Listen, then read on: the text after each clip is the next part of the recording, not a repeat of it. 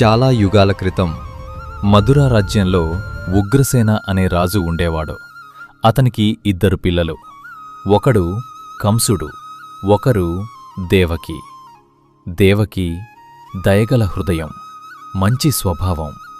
కాని కంసుడు క్రూరమైన మనసు, అధికార దాహం అతన్ని మార్చింది. ఒకరోజు తన తండ్రి ఉగ్రసేనను సింహాసనం నుంచి దింపి జైలులో పెట్టాడు. తానే రాజుగా మారాడు. ఇంతలో దేవకి వసుదేవుడిని వివాహం చేసుకుంది. పెళ్లి అయిపోయింది. కంసుడు స్వయంగా వారిని రథంలో తీసుకెళ్తున్నాడు. అప్పుడే ఆకాశం నుంచి ఒక భయంకరమైన స్వరం, కంసా, నీ సోదరి దేవకి పుట్టించే 8వ కుమారుడు నిన్ను సంహరిస్తాడు. ఆ మాట విన్న కంసుడు కోపం, భయం, పిచ్చి ఖడ్గాన్ని తీసి దేవకిని చంపడానికి సిద్ధమయ్యాడు.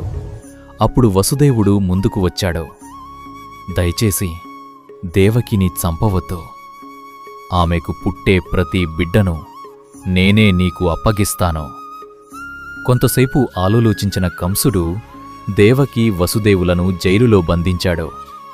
కాని అతనికి తెలియదు, ఆ జైలులోనే ప్రపంచాన్ని మార్చే ఒక దివ్య అవతారం పుట్టబోతోందని. అతనే శ్రీకృష్ణుడు.